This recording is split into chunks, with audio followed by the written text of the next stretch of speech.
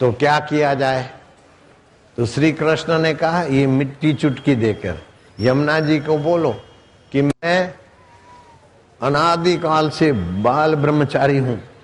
तो गोपियां यूं देखने लगी कि मेरे को तो 4 बच्चे हैं आपसे, किसी को 2 बच्चे, किसी को 6, किसी को 10, तो किसी को 1, तो किसी को होनहार है। और वो गोपियां सुन रही हैं। अब गरज है, तुम मिट्टी की चुटकी ले गई, यमुना जी को कहा कि श्री कृष्ण बाल ब्रह्मचारी हूं, जब से प्रकट हुए तब से अभी तक ब्रह्मचारी हूं, तो यमुना जी रास्ता देना। यमुना जी ने सहयोग किया और उस पार गए। गुरु दुर्वासा का दर्शन किया, जो कुछ प्रसाद दिया वो गुरु जी ने खा लिया। भांडे इसलिए बोलता हूं, मिट्टी के बर्तन छोटे बड़े, वो भांडे खाली हो गए।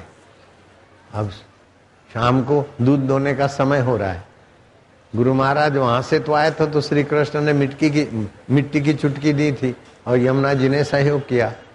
अरे बोले तो अब हमको जाना है, मालधारी हैं हम लोग, गाय दोएंगे, समय हो रहा है।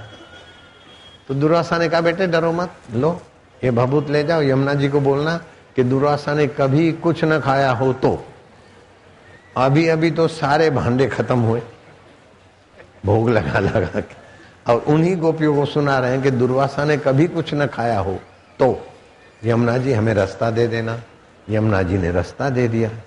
बीच यमुना में आने से गोपियां भी सब 100% श्रद्धा वाली नहीं होती, तो कोई बोल पड़ी कि हद हो गई, श्री कृष्ण बाल ब्रह्मचारी, यमुना जी रास्ता दे। और यमुना जी तुमने दे दिया, और इस बाबा को तो हमने भांडे खाली कर दिए, बदले में आधा लौटाते हैं कृष्ण कभी, इन्होंने तो ये भी, और सब चट किया और कभी नहीं खाया, तो रास्ता दे रहे हो यमुना जी।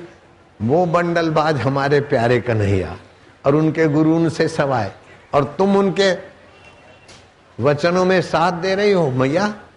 मैया ने तेवर बदले और पानी बढ़ा। अब तो धरती हाथ पैरों से निकल गई। वो भांडे पकड़ के नाक में दम आ गया। कोई उधर, अरे मैं खींची जा रही हूँ बचाए, अरे मैं डूब रही हूँ, अरे देख, अरे तन्नी, अरे देख फलानी, अरे प्रभावती, ओ देवप्रिया, अरे देख अब मैं मर, अरे सभी मर रहे। यमुना जी को गुलाम ने दिए, लो यमुना माँ का कोप, हे यमुना माँ रक्ष माम, श्री कृष्ण भी सच्चे, दुर्वासा भी सच्ची, माँ तू भी सच्ची, बचाओ माँ। माँ ने कृपा की, चमत्कार दिखाया। लोग बोलेंगे ऐसा है, अरे मूर्ख, पत्थर की मूर्तियां दूध पी गई, उसको भी ऐसा बोलेगा क्या? पत्थर की मूर्तियां, हिंदू धर्म के देवता पत्थर की मूर्तियां भी दूध पिया, उसके साक्षी 1 2 नहीं, हजारों लाखों लोग हैं। हिंदू धर्म को क्या समझते हो? ये वैदिक संस्कृति की क्या व्यवस्था है, तुम्हारी बुद्धि विकसित करो तब पता चलेगा। नहीं तो मानो, नहीं मानते तो फिर इंजेक्शन और ऑपरेशन और हेलीकॉप्टर में जैसा भी होना है होगा। अगर मानते हो तो रक्षा होती है, मर्जी तुम्हारी, तरो या तुम मरो। तो यमुना जी को प्रार्थना किया,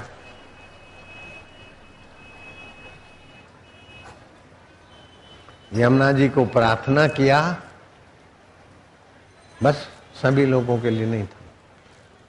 तो यमुना जी ने सहयोग किया। श्री कृष्ण के चरणों में आकर उन्होंने कहा कि प्रभु आपने बाल ब्रह्मचारी कभी किसी स्त्री का स्पर्श नहीं किया हो तो यमुना जी रास्ता दे, और दे दिया। और दुर्वासा ने कभी कुछ न खाया हो तो भी यमुना जी ने रास्ता दे दिया कि आखिर ये बात हमको झूठी तो हम बोले तो अपराधी हैं, लेकिन समझ में आए ऐसी कृपा करो। कृष्ण ने कहा गोपियां आप तुम ठीक समझते, भूख और प्यास प्राणों को लगती है, मिलना बिछड़ना शरीर से होता है, आत्मा कभी किससे मिलता भी नहीं और बिछड़ता भी नहीं, और कभी कुछ खाता भी नहीं पीता भी नहीं। दुर्वासा आत्मवेता है और मैं भी उसी आत्मा में रहता हूं। ये लेना बिछड़ना सब शरीर में 5 भूतों में है, पंच भौतिक शरीर, मन, बुद्धि और अहंकार, ये अष्टधा प्रकृति में सारी व्यवस्था होती है। जैसे प्लास्टिक की पट्टियों में सारे चित्र हैं, लाइट में कभी कोई चित्र नहीं, लेकिन लाइट की सत्ता से ही फिल्म दिखेगी।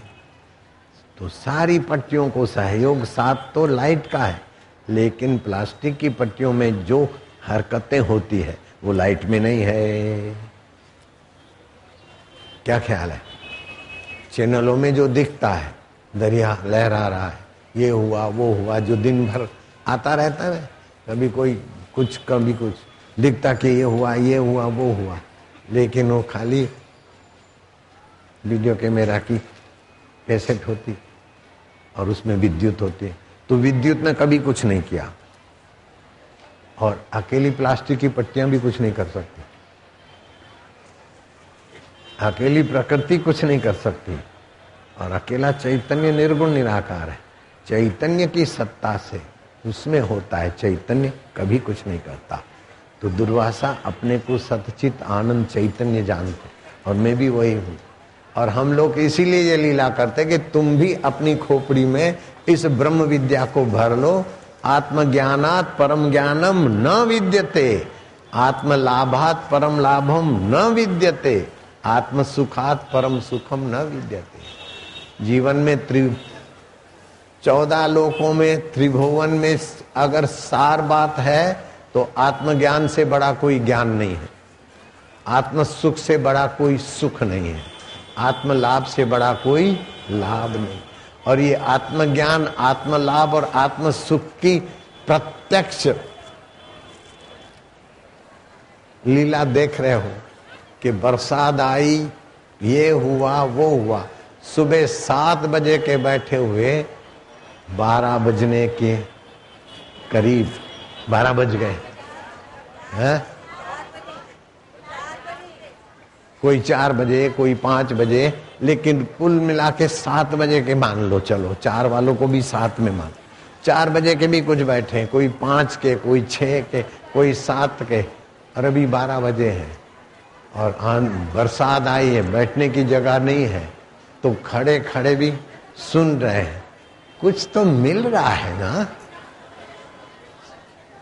वो जो नेता लोग हैं ना, फूड पैकेट भी देते, 100-100 रुपया भी देते, लाने ले जाने की गाड़ियां भी देते, फिर भी इतनी भीड़ कोई इकट्ठी करके दिखाए तो मैं नेता का सेवक बन जाऊंगा। अपने घर की रोटी खाऊंगा और ऑफिस नेता की संभालूंगा। कोई करके दिखा दे, दुनिया का कोई भी नेता ऐसी भीड़ इकट्ठी करके दिखा देते। सुबह 4 बजे 5 बजे नहीं, 7 बजे से 12 बजे तक इतने लोग बैठे रहे, और हम भी आए तो 11:15 बजे आए। तो 4-4 घंटा हमारे लिए इंतजार तुमने किया। ये कैसा है जादू। संसार की सुविधाएं तो घर में ज्यादा थी, लेकिन यहाँ सारी सुविधाओं को छोड़कर असुविधाओं की बाढ़ में आकर खड़े रहे हो, असुविधाओं की, फिर भी जाने का जी नहीं करता है। इसका मतलब है कि तुम्हारी सेवा पूजा से तुम्हारे प्रियतम परमात्मा तुम पर खुश हुए हैं, देर सवेर तुम्हारे दिल में प्रकट होना चाहते हैं, इसलिए गुरु के दिल में तुम्हारा प्यार है और तुम्हारे दिल में गुरु का प्यार है। मेरे हृदय में गुरु के लिए प्यार था तो गुरु के हृदय में मेरे लिए प्यार था, तो काम बन गया ना। ऐसे होता है, समझ गए? आंटियां समझ गई? ओ आंटियां, आंटे तुम भी समझ गए? नारायण हरि हरि ओम हरि, भाग होया गुरु संत मिलाया। गुरुवाणी कहती है, भाग होया गुरु संत मिलाया, प्रभ अविनाशी कर में पाया। जो स्थापना करते हैं ना अल्लाह की, यहाँ भगवान की, वो भावना को केंद्रित करने के लिए ठीक है, अच्छा है, हम विरोध नहीं करते। लेकिन गुरुवाणी ने सत्य की बात एकदम खुली कर दी। थाप्या न जाई किता न होई, उसकी स्थापना नहीं होती और बनाया नहीं जाता। रब नू आप नहीं बना सकते, रब नी रब की मूर्ति बनाते हो, रब का भाव बनाते हो, रब को, ईश्वर को तुम नहीं बना सकते हो। थाप्या न जाई कितान होई, आपे आप निरंजन सोई। अंजन माना इंद्रियां, जो इंद्रियों की पकड़ में ना आए, कोई स्वाभाविक, जैसा ठीक लगे, खड़े रहो तो मना नहीं, बैठो तो मना नहीं। थाप्या न जाई कितान होई, आपे आप निरंजन सोई। जिन सेव्या तिन पाया मान, जिसने उस रब का सेवन किया, रब के प्यारों के सत्संग का सेवन किया, वो मान योग्य हो गए। नानक गावे गुण निधान, सारे गुणों का मूल वो परब्रह्म परमात्मा है। तुम ठाकुर तुम पयर दास, जीव पिंड सब तेरी रास। तुम मात पिता हम बालक तेरे, तुम्हारी कृपा में सुख घनेरे। इतनी असुविधा में भी हम भीतर से घनेरे सुखों का एहसास कर रहे हैं, नहीं तो खड़े भी नहीं रहते। तुम्हारी कृपा में सुख घनेरे, कोई न जाने तुम्हारा अंत। ऊंचे से ऊंचा भगवंत, सगल समगरी तुम्हारी सुतर तारी। तुमसे होए सो आज्ञाकारी, तुम्हारी गतिमति तुम ही जाने। हेलीकॉप्टर हमारा क्रश हुआ, 3 टुकड़े पुर्जे पुर्जे 3 टुकड़े में बदल गया, और एक एक टुकड़े के पुर्जे अलग हो गए, और आग निकली, लेकिन सफेद पेट्रोल था। आग को, हेलीकॉप्टर को आग ने जलाया नहीं, और बैठे हुए को खरोज नहीं आई। इसमें परमात्मा की कृपा का और मंत्र का चमत्कार नहीं माने, वे बुद्धि से अंधे हैं, मति से अंधे हैं। ऐसे मति के अंधों में से एक व्यक्ति की मैं आपको घटना सुनाऊंगा तो आप दंग रह जाएंगे। इलाहाबाद में मोतीलाल नेहरू पार्क है। उस पार्क का पहले नाम था अल्फट पार्क। वहां एक संत सत्संग करते थे रामायण पर। रामलाल सक्सेना नाम का एक लड़का एमए करके पीएचडी कर रहा था वहां इलाहाबाद में, ऐसे वाला था। उसको ईसाइयों के संपर्क से सिख धर्म के लिए, हिंदू धर्म के लिए नफरत काफी थी।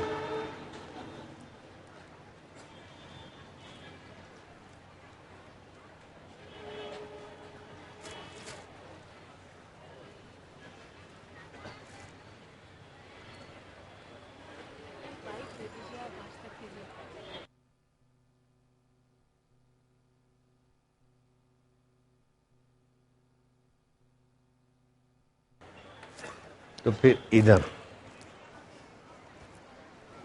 अर्जुनों ने व्याण जी सुरेश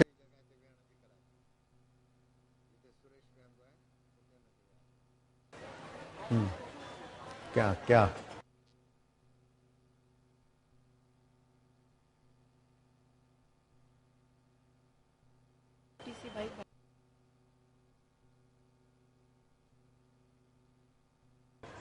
मीडिया वाले बेचारे अपने अपने ढंग से बोलते हैं। किसी ने बताया, किसी चैनल में आ रहा है कि बापू अस्पताल में भर्ती है, किसी ने कुछ बताया, किसी ने कुछ, और कईयों ने तो यही बताया बाल बाल बच गए, बाल बाल बच गए। ये तो बात सत्य है, लेकिन हेलीकॉप्टर का जो दृश्य दिखाया जा रहा है वो मोबाइल के वीडियो से उन बेचारों ने लेकर दिखाया है।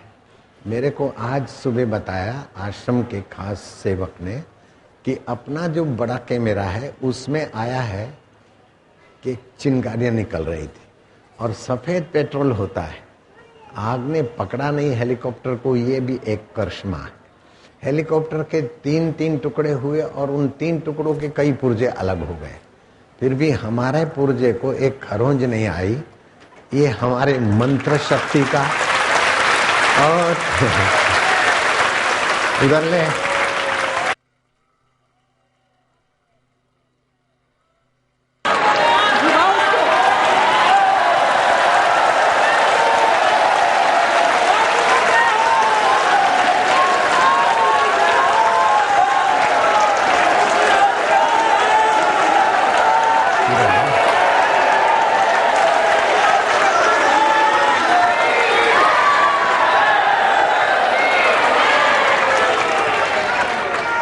अच्छा जी सुनो, तुम्हारे बाप की जय।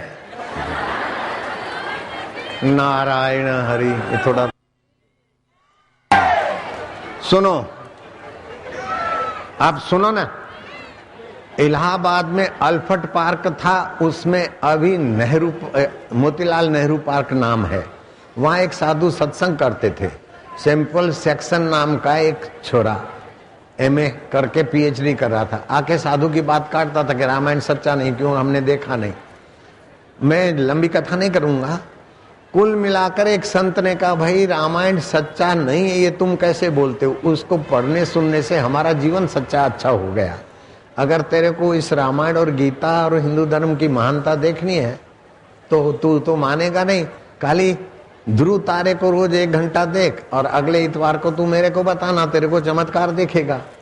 वो अगले इतवार को बड़ा एक कवर लिया दिया, बोले 3 दिन तक तो मैंने देखा और चौथे दिन रात को जो मैं सोया तो मेरा पाला हुआ कुत्ता जंप मार के पलंग पे चढ़ गया और मेरे पेट पे बैठा और आगे के पैर उसके खड़े थे।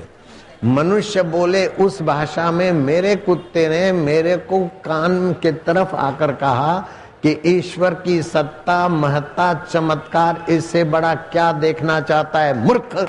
मेरा कुत्ता मुझे बोलता है।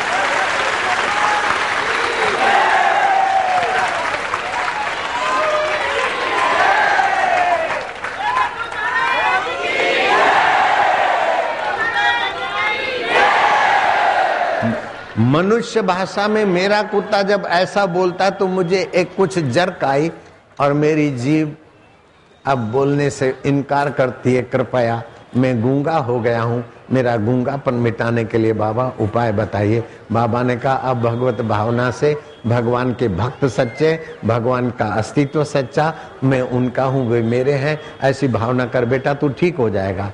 सिंपल सेक्शन ठीक हो गया और रामलाल सक्सेना जो अपना पुराना नाम था उसी नाम से उसने अपना आगे की जिंदगी बिताई। तो मुझे 30 तारीख को फोन आया, अपनी जो राष्ट्रपति देवी थी प्रतिभा पाटिल, और उनके रिश्तेदार मेरे भक्त हैं, तो उन्होंने जांच करवाई सेना के, वायु सेना के बड़े बड़ों से। तो उन्होंने कहा कि हेलीकॉप्टर के 3 पुर्जे हो जाए और आदमी को कुछ खरोच ना आए, मैडम ये चमत्कार के सिवा और कुछ नहीं है। आज मुझे पता चला, क्यों मैं तो आगे था और पीछे चिंगारियां निकल रही है हेलीकॉप्टर को, और पेट्रोल, सफेद पेट्रोल आग ना पकड़े, इसको तो मैं भाई ईश्वर की कृपा मानता हूं। आप कुछ भी मानो। भगवान शिव जी कहते हैं अकाल मृत्यु हंति च, ये गुरु गीता का पाठ करता है उसका अकाल मृत्यु मिट जाता है। और मंत्र विज्ञान बोलता है कि इतने लाख जप हो जाए, इतने करोड़, तो आप जिस यान में बैठे हो, गाड़ी में, बस में, टांगे में, स्कूटर पे, किसी में, तो उसकी दुर्घटना की सारी संभावना है, लेकिन आपका जप इतना हो जाए कि वो दुर्घटना आपके कारण घटने से बच जाए और दूसरों को भी उसका बेनिफिट मिलता है। ये मंत्र विज्ञान का भी मैंने प्रत्यक्ष दर्शन किया और शिव जी की गीता का भी प्रत्यक्ष दर्शन किया। और अल्फर्ट पार्क जो मोतीलाल नेहरू पार्क से नाम से अभी है, उसमें भी कुत्ते के मुंह से मानुषी भाषा में आदमी को चैलेंज मिलता है। और भी तो पद पद पे ईश्वर की करुणा कृपा के दर्शन होते। हम प्रतीक्षा न करें ईश्वर की कृपा की, हाथ जोड़ के प्रार्थना करता हूं, आप समीक्षा कीजिए तो आपको ईश्वर का बल, ओज और सुरक्षा बहुत आसानी से मिलेगी। आप सभी का मंगल हो, सभी का भला।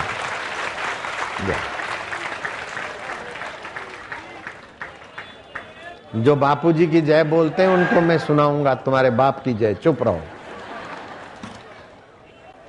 अब 12 तो बज गए।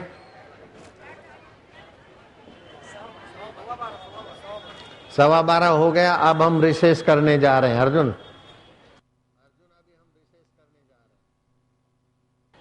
हैं। जिन्होंने 10 मालाएं कर ली हो तो हाथ ऊपर करो, शाबाश है। जिसकी बाकी है वे हाथ ऊपर करो। है तो व्यासपीठ का आदर होना चाहिए।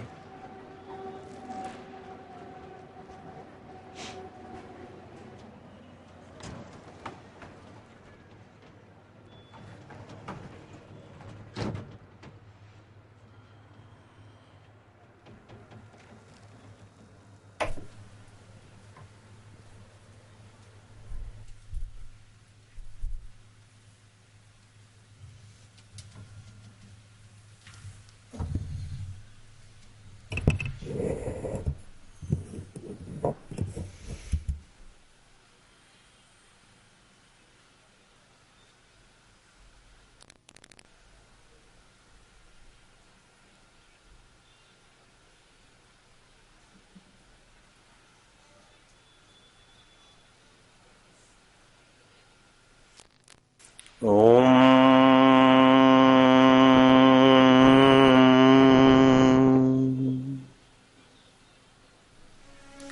अब बाहें कान में उंगली डालेंगे। जिनको आशीर्वाद मंत्र लेना है, हार्ट अटैक न हो, हाई बीपी न हो, लो बीपी न हो, शनि, लेकिन भोजन का शौक नहीं है, कबूतरों का शौक नहीं। एक रानी को गधी के दूध से नहाने का शौक था। 450 गधियां रखी थी उसने। और दूसरी रानी को स्ट्रॉबेरी के रस में स्नान करने का शौक था। वो टब में स्ट्रॉबेरी का रस भर कर नहाती थी। मैं चाहूंगा कि मेरी साधिकाएं न स्ट्रॉबेरी में नहाए न ब्रांडी में नहाए, मेरे शौक में भागीदार हो जाए। मुझे शौक है कि भगवान के नाम का नशा मैं करता रहूं और मेरे प्यारे भी उस नशे में ऐसे रहें कि सारी प्रतिकूलताएं अनुकूलताओं में बदल जाए। फूलों को, कांटों को फूलों में बदलने की कला सिखाना मेरा शौक है। हार को जीत में बदलने की कला सिखाना मेरा शौक है। रुदन को गीत में बदलने की कला सिखाना मेरा शौक है। उलझे हुओं को सारी उलझनों के सिर पर पैर रखने की रीत बताना मेरा शौक है। और मिल जाए सदगुरु के शौक में हिस्सेदारी तो मौत को मोक्ष में बदलने की कला सिखाना मेरा शौक है। रुग्णों को तंदुरुस्त करने की रीत में आगे बढ़ाना मेरा शौक है। शत्रुओं से घिरे हुए को सुरक्षित करने की विद्या बताना मेरा शौक है। मेरे बहुत सारे शौक हैं। उस शौक में जो भी साझीदार होना चाहता है उसके लिए कोई प्रवेश फी नहीं है। ऊपर से प्रसाद दिलाना भी मेरा शौक है। और क्या क्या शौक निकल आएंगे उसका बयान करना मेरे बस का नहीं है। अब तुमको कीर्तन में घड़ी भर झुमाना भी मेरा शौक है।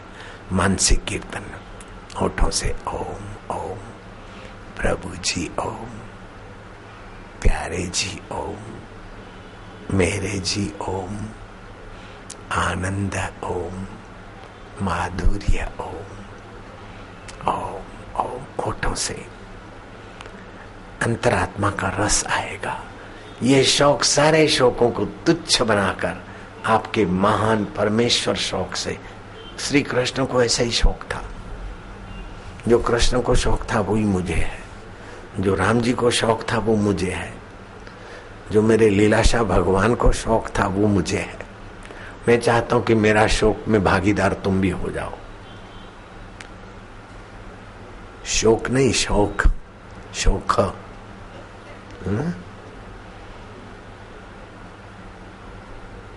ओम ओम, आनंद ओम। भंग भसुड़ी सुरापान उतर जाए प्रभात, नाम नशे में नान का छका रहे दिन रात। 2 मिनट होठों से, 2 मिनट हृदय से। अब 2-2 मिनट नहीं भी कराऊंगा, जल्दी छुट्टी करनी है। हृदय से जपते जाओ। जप होता है तो ठीक है, नहीं होता है तो मैं बीच में उच्चारण करवाता हूं। ओम ओम। आप हृदय पूर्वक जपो। देखो हो रहा है। इस शोक में भागीदार हो जाओ आज से। ओम ओम, आनंद ओम, प्रभु जी ओम, प्यारे जी ओम। 10 मिनट चाहिए 13 थी व्यान भोजू। भोजू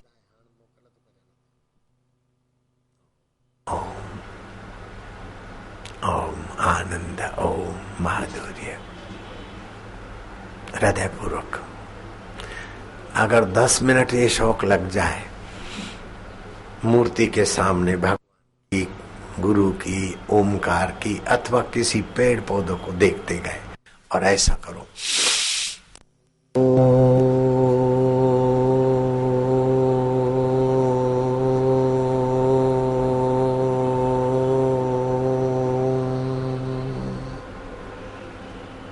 अर्जुन भोजू 15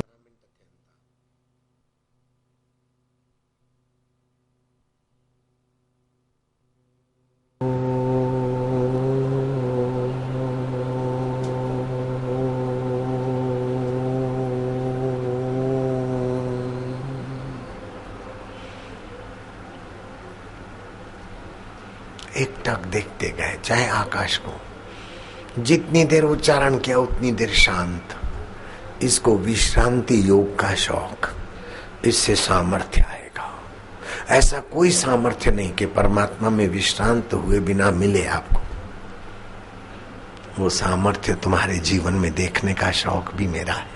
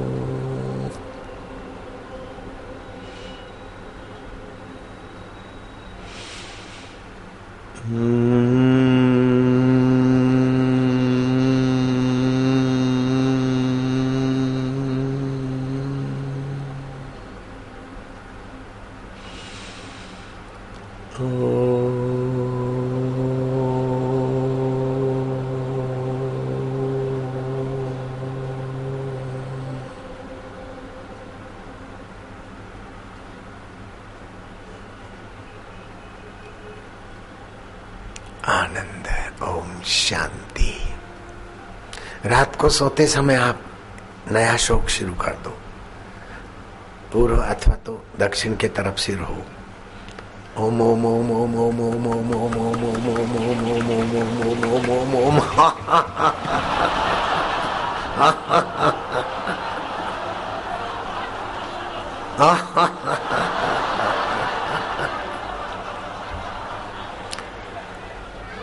कमरे को आनंददायी बना दिया। सोए ओम, बाहर आए तो 1 2। फिर ये भावना करो कि पंच भौतिक शरीर अब 5-6 घंटे के लिए निश्चिंतता में सोएगा। मैं 5 भौतिक शरीर में नहीं हूं, मन में नहीं हूं, बुद्धि में नहीं हूं, अहंकार में नहीं हूं। अहंकार भी दिखता है, मन भी दिखता है, मन ऐसा है वैसा है, शरीर भी दिखता है, लेकिन जिससे दिखता है मैं परमात्मा में शांत हो रहा हूँ। वो परमात्मा आनंद स्वरूप है। हर रोज हम परमात्मा में ही शांत होते हैं। खाली इस शौक को शुरू करो, 6 महीने में तो साक्षात्कार, शांति, ओम, आनंद। परमात्मा की गोद में गए हम। जाते हैं लेकिन पता नहीं तो पूरा फायदा नहीं मिलता है। खाली शरीर को, इंद्रियों को फायदा मिलता है, हमको भी फायदा हो जाएगा। सुबह जब उठो तो हम परमात्मा से उठे हैं। उस क्षण में, पहली सेकंड में बड़ी शांति, बड़ा आनंद, वहीं से सामर्थ्य आता है। परमात्मा से उठे हैं, अहम में आए, बुद्धि में आए, मन में आए, शरीर में आए, संसार में आए। रात को संसार से इंद्रियों में गए, मन में गए, बुद्धि में गए, अहम में गए, परमात्मा में। रोज ये लीला होती है, लेकिन उस लीला को स्वीकार करने का शौक भर दो। आपका तो मंगल होगा। आपके दीदार के लिए कोई 5-5 घंटे खड़े हो जाएंगे, तभी भी उनको फायदा ही फायदा होगा। आज 5 घंटे से आप खड़े हो, बैठे खड़े हो तो बाद में खड़े हुए होंगे, लेकिन 7 बजे के आए हो, 12 तो बज चुके। हाय हाय, 5 घंटे और 40 मिनट हो गए 7 बजे वालों को। अब मैं इसी समय तुम्हारे उस दिव्य शौक पर प्रकाश डालूंगा। रोज ये शौक शुरू कर दो, और कोई भी साधना करते उसमें 100 गुना इजाफा हो जाएगा, और आपकी समस्याएं और मुसीबतें ऐसे भागेगी जैसे श्री कृष्ण के उपदेश से अर्जुन निशोक हो गया और परमात्मा शौक में लग गया। ऐसा आपका जीवन हो जाएगा। बीते हुए का शोक नहीं होगा, भविष्य का भय नहीं होगा, और वर्तमान में आपकी फिसलाहट नहीं होगी। आप ईश्वर में रमण करोगे। हमारी मोहब्बत का कोई और ही अंदाज है। हमें उस पर नाज है तो उस प्यारे को हम पर भी नाज है। हरि ओम ओम ओम ओम ओम ओम ओम ओम ओम, प्रभु जी ओम, प्यारे जी ओम।